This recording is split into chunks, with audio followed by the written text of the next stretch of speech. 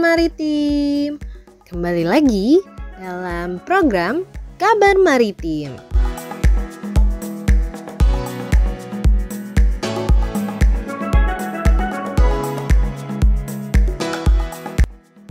Permasalahan sampah merupakan salah satu permasalahan kompleks yang sering dihadapi, tak terkecuali di pelabuhan.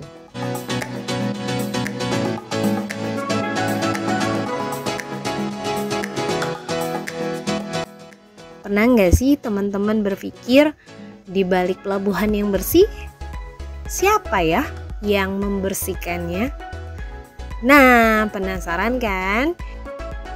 Yuk kita ikuti perjalanan Museum Maritim Indonesia hari ini dengan mengangkat tema Pelabuhanku Bersih, Pelabuhanku Nyaman.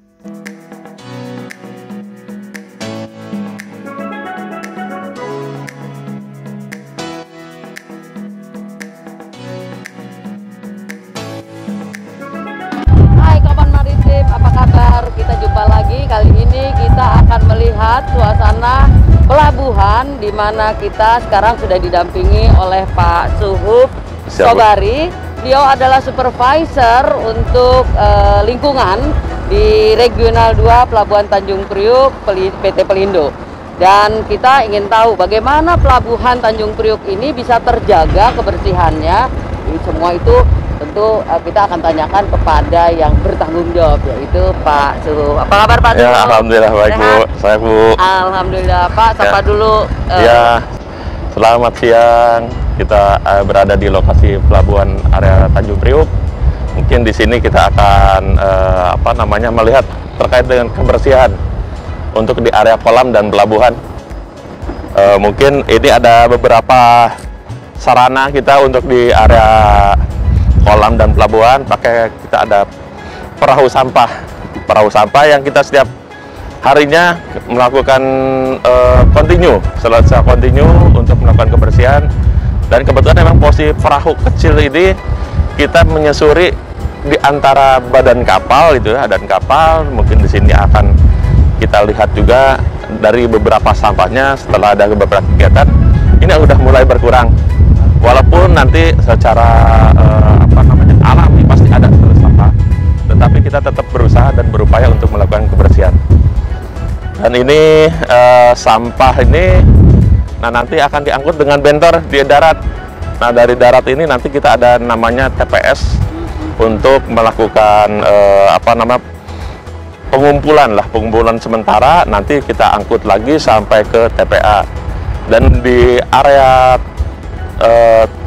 terminal yang ada di pos 9 itu yang kita sampah dikumpulkan, itu kita ada melakukan pemilahan. Walaupun pemilahan itu mungkin masih manual dengan orang gitu Bu ya. Nanti beberapa nilai ekonomis dari sampah tersebut kan ada organik termasuk dengan mungkin di sini kita B3-nya yang terpisah. Oh, begitu. B3 terpisah itu karena B3 tidak boleh tercampur dengan organik ataupun anorganik. Jadi segala sesuatunya yang ada di area pelabuhan, untuk di area kolam kita menggunakan ada 6 kapal sampah, ada 6 juga perahu sampah yang jenisnya seperti ini. Ini ada namanya, ini mereka beroperasi 24 jam atau bagaimana Pak? Enggak, tetap Bu. Kita tetap ada 24 jam, posisinya 8 jam dari pagi. Nah, dari pagi mereka krunya itu ada di pangkalan sampah. Dari pangkalan sampah baru bergerak masuk ke area terkait dengan kolam 1, kolam 2, dan kolam 3. Oh, begitu. Gitu ya. Nanti ada pembagian di masing-masing zona birai lah Ibu. Ya. Seperti itu. Ini Pak, kalau yang kita lihat ini apakah nanti setelah ini langsung diangkat ada tempat penimbunan atau tempat untuk pengumpul sementara ada Bu. Kita ada nanti di pos 9. Nggak jauh lah posisi dari sini. Nanti kita pengumpulan situ, karena ini posisi nggak bisa langsung ke mobil yang besarnya, kita kumpulkan sana. Nah, kebetulan ini jenis-jenisnya Bu, dari sampahnya sendiri kan. ada yang plastik, mungkin di sini. Kebanyakan plastik. Nah, ya? iya. Kalau untuk di perairan sekitar 60% itu plastik, Bu. Oh, begitu, Pak. Iya. Iya. Karena kalau yang disebut anorganiknya seperti itu. Kalau organiknya biasanya dari kapal-kapal itu mereka sudah ada apa namanya? Ada pemilahan tersendiri karena sudah di dalam pengikatan. Ini sampah dari organik, anorganik. Nah, itu kalau untuk kegiatan itu namanya sebut sampah kapal, Bu. Oh. Pada saat sampah kapal itu kita ada dikelola oleh cabang Priok juga. Dan menurut Bapak yang paling sulit untuk dikelola itu sampah apa sih, Pak, di sini yang ada di Pelabuhan Tanjung Priok ini? Yang sebenarnya mungkin kalau untuk dikelola itu sebenarnya nggak sulit, tetapi dalam penanganannya biasanya kita penanganannya pemilahan ini kan sebenarnya ada teman-teman sudah hafal, Bu. Ya. Sama yang dipilah ada nggak, tetapi kan di sini pada saat endingnya ataupun yang sudah menjadi residu. Nah, pada saat menjadi residu itulah yang posisinya harus kita ke mana, ke TPA Bantar Gebang. Bantar Gebang. Kita ya ada kontribusi lah, Bu, tetap ke situ, Bu. Oh, begitu, Pak. Jadi untuk sementara ini posisi pengelolaan sampah itu yang ada di Pelabuhan Tanjung Priok, kita hanya menggunakan tempat penampungan sementara gitu, Bu. Nah, kalau sampah-sampah yang seperti limbah dari kapal, minyak atau mungkin cairan-cairan lain itu bagaimana, Pak? Nah, kalau untuk terkait dengan sampah, bukan sampah lah ya, jadi ini posisinya limbah lah ya, limbah, Bu. Ya. Yang limbah B3 harusnya ada yang cair kebetulan, Bu. Ya. Kita siapkan namanya reception facilities, Bu. Reception facilities kita menerima limbah oli bekas dari kapal. Nah, itu yang dikelola oleh cabang Priok juga. Nanti di situ ada cara prosesnya, Bu.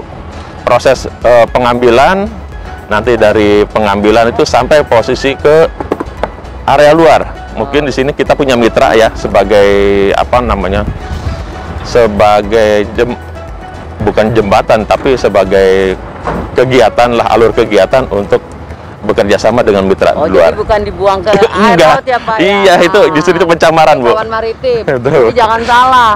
Jadi limbah kapal itu nggak dibuang ke laut. Iya. Kalau kita lihat banyak di sosmed itu ilegal, mereka itu nakal. Betul. Ya, betul. Pak? Betul. Oke, berarti air laut di pelabuhan ini dijamin sudah bersih ya, Pak? Iya, siap, Bu. Jadi ini emang standar kebersihan. Ada baku mutunya lah, Bu. Nah, jadi baku mutu dari air laut sendiri, ada air permukaan. Mungkin di sini juga kita melakukan pemantauan lingkungan, Bu. Pemantauan lingkungan itu dari airnya untuk mengurangi pencemarannya, terus dari udara, termasuk mungkin di sini kita juga ada genset sebetulnya, Bu. Genset seperti itu. Kita emang posisi genset tidak secara kontinu kita pakai, tapi itu hanya bersifat apa namanya? Kalau emergensi lah pas saat mati lampu baru bisa jalan seperti itu. Dan kalau air juga di sini, Pak, airnya juga kayaknya bening terus banyak ikannya udah di sini. Nah, ini mungkin indikator, Bu. Indikator kalau seperti itu. Ya. Indikator mungkin di sini ada kecerahannya ya, kecerahannya. Kalau masih ada ikan yang ada di sini berarti airnya masih memenuhi baku mutu seperti itu, Bu. Jadi ya kualitas air memenuhi standar supaya ikan bisa hidup. Ya, jadi biota laut lah, Bu. Biota laut disebut. Bukan ikan sapu-sapu ya, Pak ya? Ikan sapu-sapu, siap. Iya. Nah, kawan maritim, kita sekarang nggak usah khawatir kalau berenang di air masih laut aman. Di Pelabuhan Tanjung Priok itu udah aman karena semuanya sudah dikontrol, semuanya sudah dikendalikan, kebersihan sampahnya, kualitas airnya, dari kandungan-kandungan yang berbahaya sudah dibebaskan. Iya, siap, Bu. Jadi apakah ini nanti ini semua 24 jam ya, Pak ya? Jadi selalu ini sampahnya dari mana aja sih, Pak? Nah, sebetulnya gini, Bu. Ini kan kegiatan kita itu sebenarnya tetap 8 jam, Bu. Ya. Masa kerjanya jam 7 sampai jam 5 untuk melakukan kegiatan itu mereka tetap membersihkan, tapi dengan mungkin waktu-waktu tertentu. Ada yang kita sudah jadwalkan dan ada kadang-kadang disebut suatu situasional lah, emergensi, Bu. Kalau misalkan lagi ada kita keliling, teman-teman ada bagian pengawas, ini sampah nih numpuk nih. Nah, kita calling, krunya kita langsung merapat gitu Bu. Kita melakukan kegiatan kebersihan. Ini netizen kita, ini kawan maritim kita ini banyak Pak, mahasiswa-mahasiswa yang masih belajar di perguruan tinggi, mereka di bidang lingkungan. Iya, mungkin Bapak bisa kasih saran kepada mereka bisa berpartisipasi apa untuk dunia kepelabuhanan di Indonesia, karena pelabuhan di Indonesia kan cukup banyak Pak ya. Iya, betul. Kalau tidak salah tercatat lebih dari 500 pelabuhan. 500 pelabuhan Laut, pelabuhan sungai, pelabuhan danau. Betul. Ya Pak. Nah, iya. kawan maritim, kita dengarkan ahlinya untuk kalian yang masih belajar. Apa sih yang bisa kalian lakukan atau nanti menjadi satu peluang profesi setelah kalian lulus? Iya, mungkin di sini kita coba kita analisa lah Bu. Kita analisa terkait dengan apa sih yang dibutuhkan untuk menjaga suatu objek. Objek kebetulan di pelabuhan adalah perairan. Ya. Di mana perairan itu kita harus jaga seperti apa sih? Pertama dari pencemaran. Pencemaran itu belum tentu pencemaran hanya dari darat. Justru itu wujud dari laut banyak. Tapi yang kedua kita perlu pengawasan Bu. Pengawasan ini yang mungkin yang perlu kita tingkatkan, karena salah satunya kapal pada saat datang itu kita belum tahu nih, kita sendiri pelabuhan bagaimana caranya mengakomodir terkait dengan sampah mereka supaya tidak posisinya tidak suatu melakukan pencemaran, tapi karena kita dengan adanya pengelolaan dari sampah kapal sendiri dan dengan mitra itu kita biasakan untuk melakukan pembinaan terhadap kapal-kapal. Mungkin yang di sini kita sebetulnya harus ada koordinasi dengan INSA lah Bu ya. INSA di sini ada pelabuhan-pelabuhan mungkin yang berbeda dari pelabuhan Tanjung Priuk, mungkin dari pelabuhan yang lain juga sama seperti itu. Tapi kegiatan tetap mungkin ada melakukan pembersihan, tapi saya sendiri belum mengetahui lokasi-lokasi yang seperti sungai Bu. Itu kalau iya. sungai ya. Artinya kan sampah-sampah ini bisa datang dari sungai Pak. Iya. Bisa datang dari laut. Betul, yang terbawa oleh arus laut, dari aktivitas kapal-kapal yang keluar masuk, dari lingkungan di betul. Pelabuhan sendiri ya. Aktivitas di dermaga dan sebagainya. Berarti itu berbagai jenis cara, metode untuk mengelola dong Pak? Iya, betul Bu. Nah ini salah satunya kayak gini Bu. Inilah sebenarnya dari teman-teman juga kadang-kadang sudah ada pemilahan Bu. Tapi kan posisinya pemilahan itu ya Bu, ya, nama juga masih kita konvensional seperti itu. Ya, kalau sudah kapal-kapal ya, di tengah-tengah kapal. Ya, jadi posisinya dengan adanya resiko lah. Kita untuk mengurangi resikonya seperti apa. Nah ini teman-teman kita upayakan mungkin dengan adanya perahu untuk kebersihan di area pelabuhan yang untuk menyusuri loh ya Bu, menyusuri yang di antara badan kapal itu Bu. Dan tidak tertutup kemungkinan mungkin alat untuk mengambilnya nanti udah betul posisinya. Ada yang udah pakai mesin. Ada yang kebetulan kita pakai mesin Bu. Emang posisinya pakai ada kapal sampah gitu ya. Kita kapal sampah dengan menggunakan conveyor Bu. Conveyor itu semacam jaring tapi yang besar. Tapi kedalamannya hanya 1,5 meter Bu. Jadi terkait dengan plastik ya, plastik yang melayang itu loh Bu. Itu ya kita belum sampai ke situ Bu. Kita baru 1,5 meter. Cuman kita juga lagi mencari apa sih namanya satu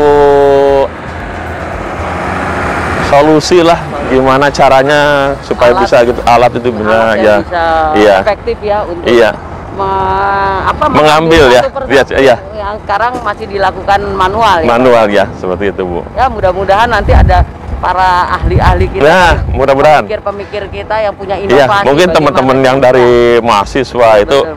itu bisalah sebagai objek di situ sebenarnya gitu. Tuh. Kawan maritim, kalian juga punya peluang loh untuk mencetuskan ide-ide, karena ini ternyata banyak sekali kebutuhan-kebutuhan peralatan yang saya yakin Pak bangsa Indonesia yang begitu kreatif itu Iya. pasti akan melahirkan alat-alat seperti itu. Oke, Iya. baik Pak. Kalau gitu terima Iya. kasih atas waktunya. Iya, Dan kita siap, Bu. akan menuju ke tempat yang lain ya Pak. Iya, baik, mari Bu. Pak.